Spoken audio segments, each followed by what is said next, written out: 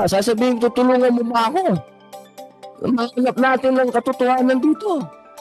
Yung katotohanan Masyado po kasing talaga. attorney kagad, ma'am. Ang dating, ganun eh. Ma'am, kailangan tayo magtulungan. Magtulungan naman natin ang bansa umabante.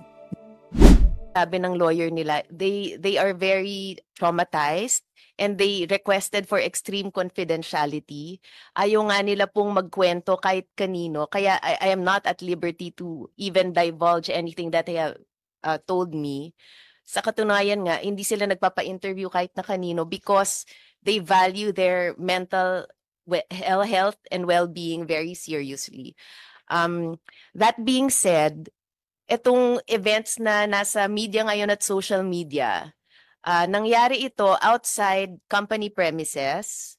And although it happened not during an official event, we believe that GMA can take notice of it because the three involved are under contract with GMA. And nung nag-file nga sila ng HR complaint within GMA, and when we saw the allegations, we immediately took jurisdiction over it as an admin case because we feel that there might be a sexual harassment case. So what we did was we immediately issued a preventive suspension order to the two being accused by Mr. Sandro Mulak. And now we are waiting for their reply because, of course, we follow the procedures of due process, which is under the Constitution. So iniintay po natin yon, but rest assured that we will conduct a fair and thorough investigation, and we will follow the code of conduct and the corresponding penalties if ever the results would warrant. So as of now, we were in constant communication naman with Mr. Nino Mulak and Sandro. In fact, I think we met face-to-face mga 4 times to be able to give them advice, and yun nga sinabi ko, they can file an HR complaint with GMA. At nung pumutok po to sa media, na hindi rin kasi nila inaasahan na pumutok to sa media, nag-advise na rin ako sa kanila na baka gusto na rin nilang mag-file ng criminal case. Kasi nga, nandyan at the onset kasi we were very careful to keep things confidential para sa well-being ng family and ni Mr. Sandro Mulak. But because of all the social media attention, I think na yun nga, I advise them that they consult with their lawyers and see if they want to file a criminal case. And I think yun naman ang ginagawa, which is, I think, the best so that we will be able to really get to the truth and so that justice will eventually be done. Ma'am Annette, malinaw po na yung dalawa, sinasabi niyo po na sila ay hindi regular. Hindi po sila regular employees. Opo. Ano po ba yung para po sa kaalaman? Kami po kasi naiintindihan po namin yung contractual sa pelikula at sa television. Pero sa mga kababayan po natin, hindi po nila naintindihan yung ano po ibig sabihin? Sila po ba, may opisina po ba sila sa GMA? Wala po. Wala po silang opisina. Ano po yung kaugnayan nila? Parang finished product na po ang binibigay sa inyo? Opo. Si Mr. Jojo Nones po ay director ng isang soap opera ngayon. Si Mr. Richard Cruz ay creative consultant sa drama. Depende ho dun sa soap opera.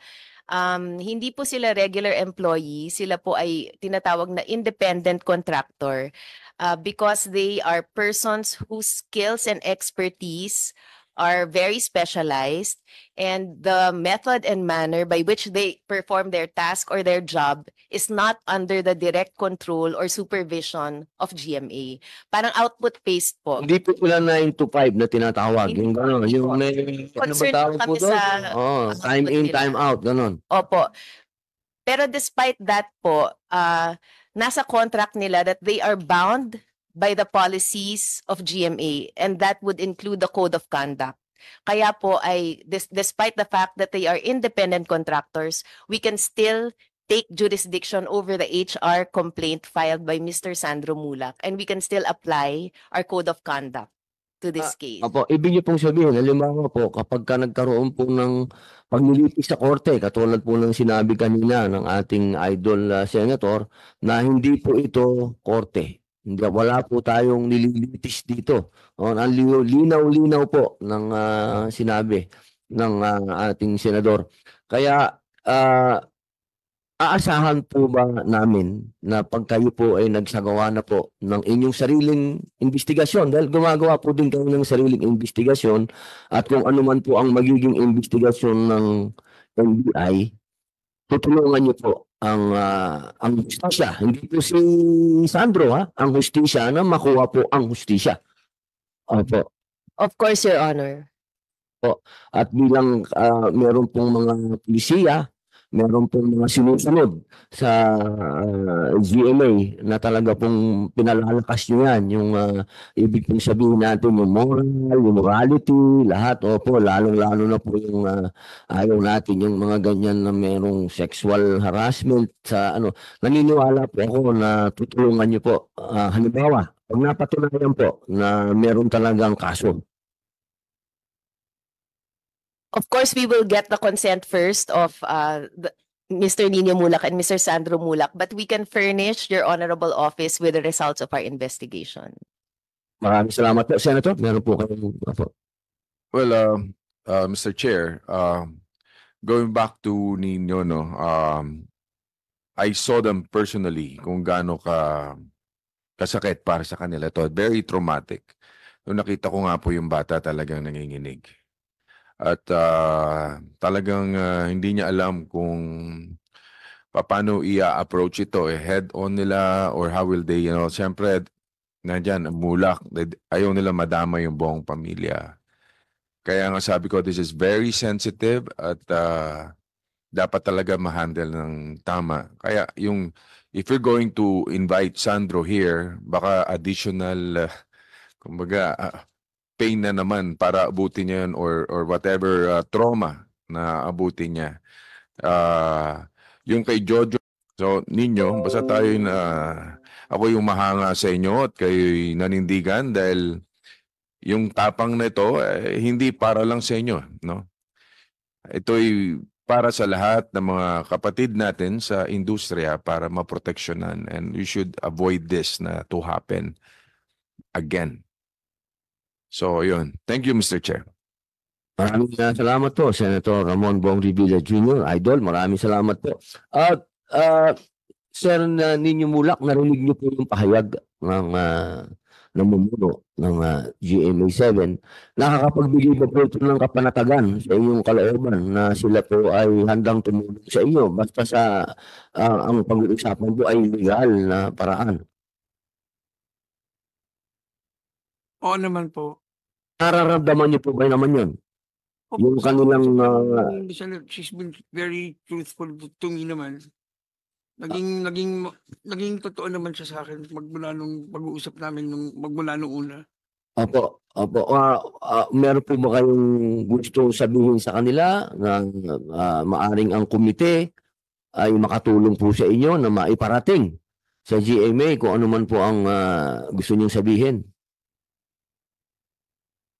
Nandito na po sila sa ang linaw-linaw po ng sinabi kanina ni Attorney Ana na meron silang sariling investigasyon. Yes, Nakakapag-report po ba sa inyo ng progreso nito? wala pa po. Ma'am, kailan po nag-umpisa yung sarili niyo pong investigasyon? Nag-file po sila formally sa amin ng Friday, August 2.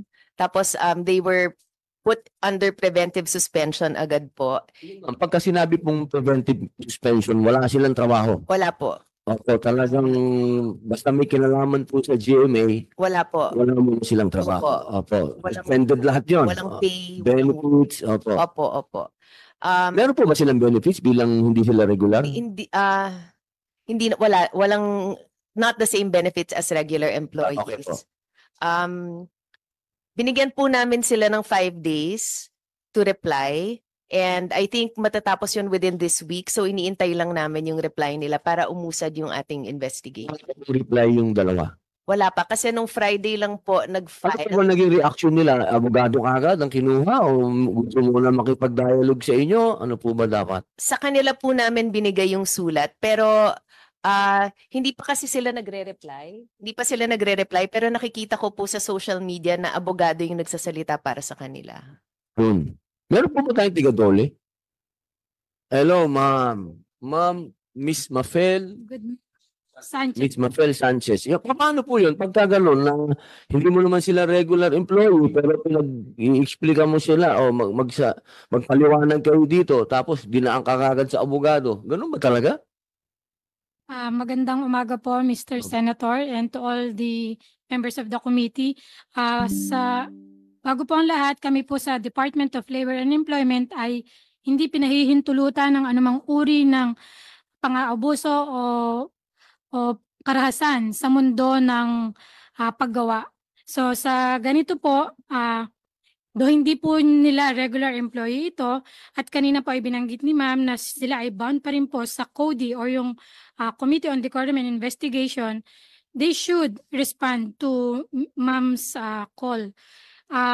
Sa department po, kami po sa department ay ang aming pong mandato ay siguraduhin na ang bawat establishmento ay nagpo-form ng Committee on Decorum and Investigation at lahat po sila ay merong dapat anti-sexual harassment policy. Yun po, Mr. Senator.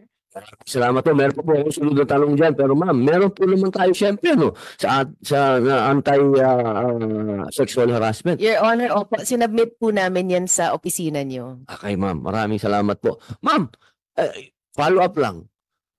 Normal ba yun na abogado kagad ang sasagot sa employer? Normal ba yun na pag gusto kang kausapin, abogado kagad, ganun? Media kagad, abogado? Ano ba yun? Pwede ba yun ganun? In the normal course of sa isang pagawaan, dapat po ay merong munang grievance mechanism. So kung in place po ang grievance mechanism at ang CODI, doon po kasi nakaset sa guidelines na yung kung ano po ang steps na dapat ay gagawin muna kung halimbawa may mga ganyang pangyayari po. So kung nakalagay sa grievance mechanism nila or sa CODI na dapat sila ay mag-uusap muna or sa level po muna ng kanilang mga committee members, dapat po doon muna. Tsaka hindi po advisable na idadaan agad sa media or sa anumang online platform ang pagbibigay ng salaysay po. Maraming salamat po. Ma'am, kasi naguguluhan kami dun no? Ba't biglang kailangan abogado kagad ng sumagot sa inyo? Dapat di ba nag-usap-usap muna? Meron po ba kayong ganon? Grievance, Nagkaroon kami ng dahil nga sa confidentiality na gustong ma-preserve nila Mr. Sandro Mulak at Nino Mulak. Actually, pinagharap ko po si Mr. Nino Mulak at saka si Mr. Jojo Nones at si Mr. Richard Cruz. Nagkaroon na po ng paghaharap. Pero dahil po sa hiling nila na wala akong sasabihang iba within GMA, ako po yung kasama nila dun sa meeting. Pero yun nga. Sino po ang unang nagpalabas sa media? Bakit po biglang may usapan pala na gawin muna natin yung investigasyon ninyo? Opo, nag-agree po sila.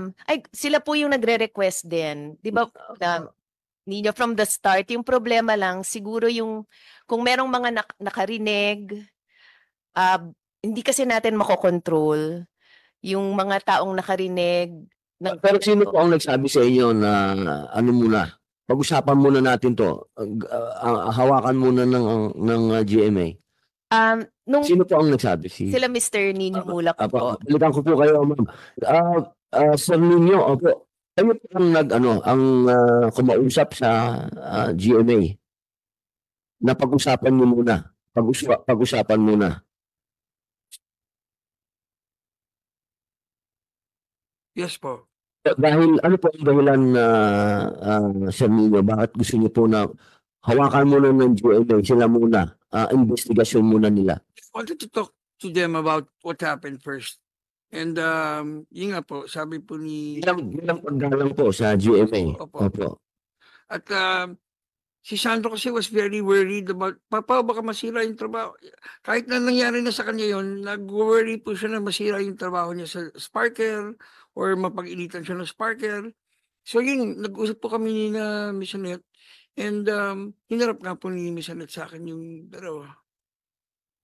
At nag-apologize po sila sa akin. Ang dalawa? Yes po. Opo. Paano po ito lumabas sa... Miss Annette. Opo. Sa harap po. Ma'am, sa harap po ninyo. na opo. Saan po kaya nagmula yung bigla itong pumutok sa media na hanggang sa amin po dito sa Senado, nagulat po ako, no? Pagdating ko sa plenaryo, sinalubong ako ni Senator Amy Marcos, sinabi kagad sa akin, nabalitaan mo ba yung nangyari kay Nino? Kasi ako po, committee ko po kasi ang mass media, so kailangan po nilang sabihin sa akin. Hanggang sa pagdaan ko po kay Senator Rubilla, kay Senator Jingo Estrada, kaya bakit po kaya? Sana nagkaayos na pala. Bakit Hindi po po sila nagkaayos. Hindi po sila nagkaayos. parang saan po yung sorry na yun ba? Yung sorry na yun, Nag-sorry sila sa akin, pero sabi ko, ako tao lang ako eh. Diyos nga na marunong magpatawad, di ba? Kaya ko kayong patawarin, pero kailangan pagbayaran niyo yung ginawa niyo. ito po ang sinabi nyo, kailangan dumaan sa legal. Yes po. Yun, opo. Na-witness niyo po. Opo. Okay, malinaw po. Ma'am, paano yun? May DOJ po ba tayo dito? Wala tayong DOJ? Di tayo okay. Sa ano na lang po uli? Sa NBI. Boss. Ma'am, ma'am pala. Ma'am, Attorney Marie Catherine R. Nolasco Illescas. Ma'am. Ma'am, ano po ang inyong initial po initial investigation? Meron na po ba kayong initial investigation? Your Honor, tulad po ng nabanggit ko, dinaan muna namin sa psychological evaluation po yung biktima na si Mr. Sandro Mulak at kinuha na rin with the go signal po na Ayoko pong hawakan yan. Hindi po ako dadating dyan kasi sa ibang ano na po yan, komite. Doon lang po sa akin na sinabi, witness ni ma'am, nag-story yung dalawa. Hindi ba po sa atin parang confession na yun? Parang sa batas Ano ba? Di ba pagka ganun, umamin ka, nag-story ka eh. Di ba umamin ka na nun? kinunan pa lang po namin ng statement Yung dalawa. si Mr. Nino Yung dalawa po. Yung dalawa po. Po, Hindi susunod po sila nagbibigay ng statement? inuuna lang po muna namin syempre po yung mga complainants base sa aming procedure po. Para Okay. naman din po namin kung paano namin tatanungin yung mga Ilang araw na mga sinupina na po namin sila. Opo. Pina. Ibig Subpoena sabihin, po, sinabihan nyo na. Po namin sila sa aming tanggapan matapos pong ma-interview, makuna ng salaysay sila Mr. Nino Mulak, si Mr. Sandro Mulak at yung mga iba po naming witnesses. Kukunan po namin ng statement ngayon later on. Sinupina na po namin at inimbitahan na po namin sa tanggapan itong dalawa sila Mr. Jojo and Richard para po sagutin nila yung mga naging akusasyon laban sa kanila po. Di ba ma'am, Yes. okay, ganun ba ang normal process? Kasi sa amin, ewan ko, baka, siyempre, iba po ang NBI, nag-aral ako ng criminology at ng rules of engagement sa PNP. Pag may complainant, pupuntahan mo yung akusado, yung inireklamo. Di ba? Hindi pa naman sila akusado dahil hindi pa naman sila napapatunayan may kasalanan, pero inireklamo sila. Di ba? Dapat pupuntahan niyo yun. Ganun kasi, sorry po, hindi ko alam ang rules of engagement ng NBI, pero sa PNP, Opo. pag merong reklamo, pupuntahan mo yung, di ba? Yung proseso po kasi hindi naman po ito immediately after the commission of the offense. So hindi po namin sila para arestuhin agad. So dumadaan po Hindi naman arrestuhin. Kasi ano yung kaso eh? Lumaki. Yung Di ba, ma'am, ang point natin dito, yung mga ganitong issue, sana, naiiwasan natin masyadong lumalaki. Ang daming issue ng bansang Pilipinas na dapat nating iniintindi. Bumagsak ang stock market sa buong daigdig. Alam naman natin siguro yun. Nagkakagulo sa Iran, nagkakagulo doon. Ang dami nating dapat pinag-uusapan. Ito ang pinag-uusapan ng tao. Sana naiintindihan nyo ako. Sana kayo mismo sa inyong opisina, merong nagrereklamo, aantayin nyo pa ba yun, ma'am, na pumunta? Kung hindi na naman pumunta, parang dito. Parang dito ngayon.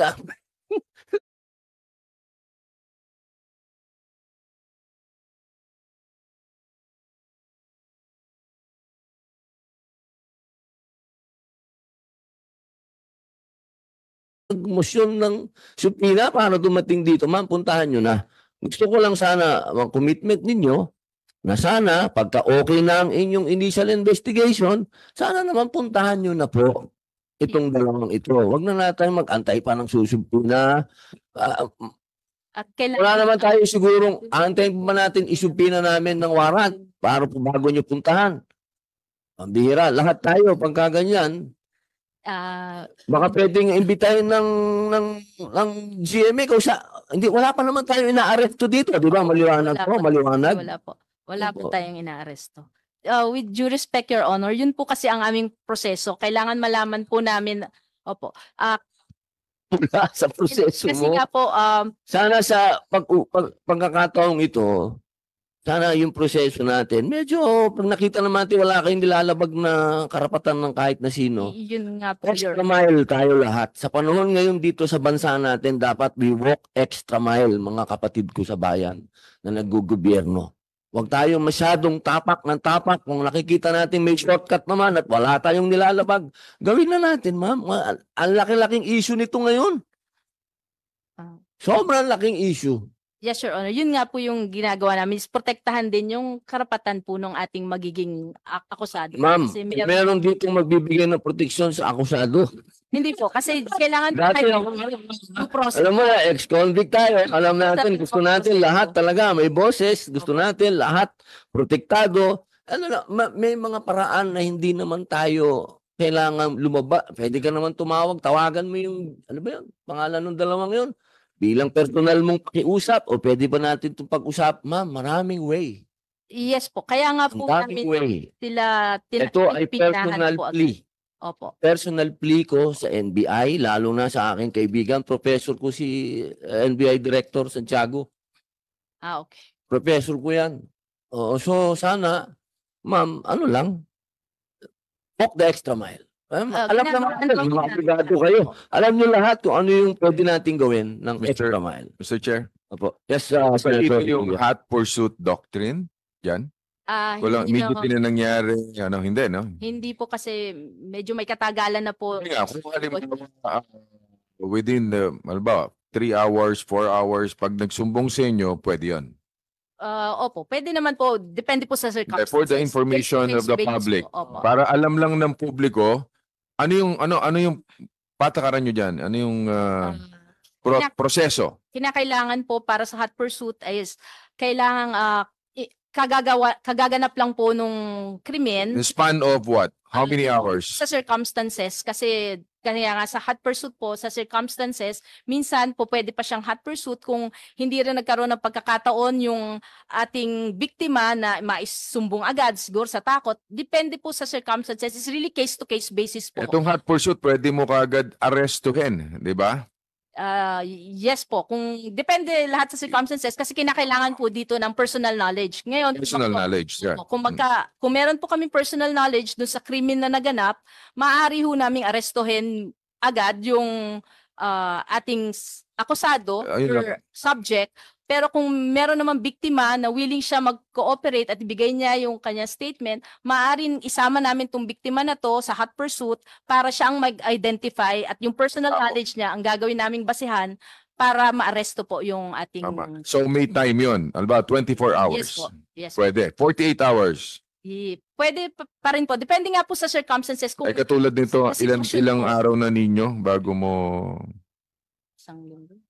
bago kayo nakapag-desisyon? Para mga 10 days na. 10 days 10 days after. Na po, opo. Medyo matagal. Siyempre talaga yung trauma hindi mo maalis eh. Ma'am Annette, baka Mr. Chair, may gusto yata meron kang gusto sabihin? Gusto po kayong sabihin, ma'am? Dun sa, yun nga, nandun ako nung nag-meeting sila. So if ever na, kung gusto niya yung malaman kung ano yung talagang, since ako yung parang naka-witness, so willing naman akong sabihin ko ano yung narinig ko. Salamat, ma'am. Tapos na po kayo. Okay. Opo, salamat po. Thank you. Ma'am, balik lang ako sa iyo uli. Ma'am, kasi talagang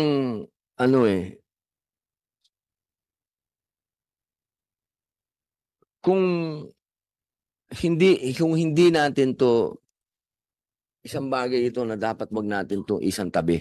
Okay? Kasi ma'am, showbiz to. Lahat ng tao interesado dito. Sana sana makikita niyo yung wisdom nito. Okay? Ito yung isang bagay na pwedeng pagmulan ng mga magagandang batas. Hindi tayo dito nagpupunta para mag-iskandalo o mag-ano. Mula dito sa pangyayaring ito, pwede tayong makagawa ng mga bagong batas. Saka wag natin sana laging parang nakikita ng tao minsan wag sana makita ng tao na may pinipili tayo. Kapag isang taong mahirap, pagka inireklamo, kita mo kaagad may action ang batas natin. Sana po wag sanang magkaroon ng ganun na implikasyon na ganun tayo. Kasi ma'am, ang taong bayan sensitive sa mga ganitong issue. Meron diyan matanda na kumuha lang ng bunga ng mangga, kinulong. Hindi naman NBI yun. Pero kinukwento ko lang sa iyo na yan ang nagmamarka sa ating mga tao. Na pagka mahirap na tao ang inireklamo, ang bilis. Pero pag ito na masasabi nating ugnay ng malaking network, may trabaho, sinasabi nating mahusay, parang ang kailangan natin, due process tayo. Tama, may due process. Dapat, konstitusyon yan Di ba? Batas yan Pero ma'am, hindi akusado ito. Hindi ito suspect. Masama ba imbitahin?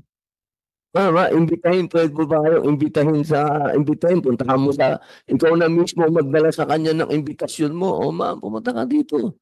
Puntahan nyo na. Parang awa nyo naman. Pinuntahan nyo na ba? With due respect, Your Honor, na-serve na po namin yung subpoena, kaya inaimbitahan na po namin sila. Dumating na po ba? Hindi pa po, kasi mayroon nun yan schedule na... Kailan po sila naka-schedule? Sa August 9. Kailan po mandalin dito? Sino po? Yun po, pagdala sa kanila, nasa sa kanila na po yun. Hindi, diba? Inimbitahan nyo. Opo. Inimbitahan nyo, diba? Pwede nyo bang imbitahan din dito? I don't think it's within our power na imbitahan po sila sa Senado. Yun ang sinasabi ko. Yun ang sinasabi ko Opo. Yun ang sinasabi ko, ma'am Kailangan magtulungan tayo dito. Kasi kung dito pa lang, sinasabi mo na sa akin na hindi ko sila pwedeng kausap. Iba yung kausapin mo ng as NBI ka, as kausapin mo as tao tayo. Tayo, mga Pilipino tayo, halika dito. Harapin mo na to, tapusin natin ngayon. Kung nandito sila, di-adjourn na to. Naintindihan niyo ba ako? Adjourn na to, hindi na to issue. Iba na yung pag-usapan natin. Magtulungan natin to, ma'am. Huwag tayong para sa akin, please, tapusin na natin to. Hindi ito isang bagay na harangin mo yung sasabihin ko. Pwede naman, yes sir, tutulungan namin kayo sa abot ng aming makapangyarihan na wala kaming nilalabag na batas. Sabihin nyo, merong nagrereklamo dito ng sexual harassment.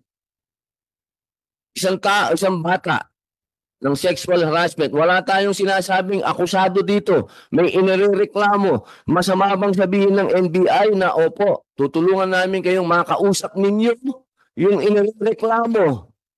Hindi yung kasama pa kayo sa paghahanap namin na makausap namin yung tao. Isipin nyo, nakarating na tayo sa subpoena ng Senado.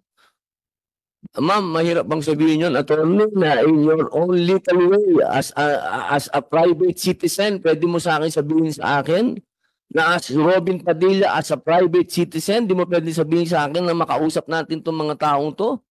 Hindi pwede. At kakausapin po natin tong mga taong to. Pero nag-iingat din po kami na lahat ng aming magiging aksyon laban dito sa mga taong Action ng NBI. Action mo, ma'am. Ikaw ang kinakausap ko, attorney. Hente ng NBI na ang aking mga gagawin ay base sa investigasyon na pinuprotektahan ko rin po na ang aming mga aksyon ay maaari naming magamit na sapat na ebidensya. Kaya nag-iingat po kami. Ma'am, attorney ka, di ba? Opo. Pagka sinabi mo ba sa akin, tutulungan mo ako, ikaw ay lumalabag sa batas? Tutulungan ko po kayo. Siyempre po. Tapos ma'am, maraming salamat. Ang haba ng pinosisyon. Ang haba. Sasabihin ko, tutulungan mo ba ako? Mahanap natin ng katotohanan dito. At yung katotohanan Masyado ko kasing talaga. attorney kagad, ma'am. Ang dating, ganun eh. Ma'am, kailangan tayo magtulungan. Magtulungan naman natin ang bansa umabante. Huwag naman tayo puro ganun, ma'am, ha? Thank you, ma'am.